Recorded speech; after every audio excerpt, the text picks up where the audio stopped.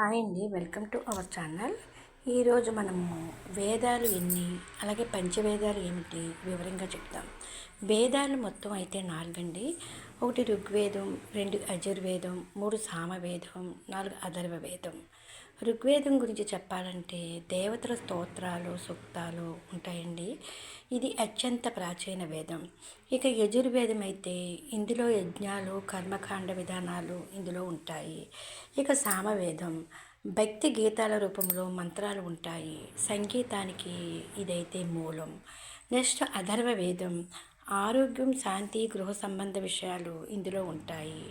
అసలు పంచవేదాలు అంటే ఏమిటి అంటే, సాధారణంగా వేదాలు అనేవి 4 మాత్రమేనండి. కానీ కొన్ని గ్రంథాలను పంచమ వేదం అనే గౌరవంగా అయితే పిలుస్తారు. అంటే మనకి మహాభారతం వంటి గ్రంథాలను ఎంతో గౌరవంగా పంచవేదం అని అంటారు.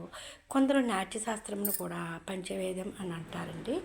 ఇవ్వండి వేదాల గురించి కొన్ని విషయాలు. Please like, share and subscribe.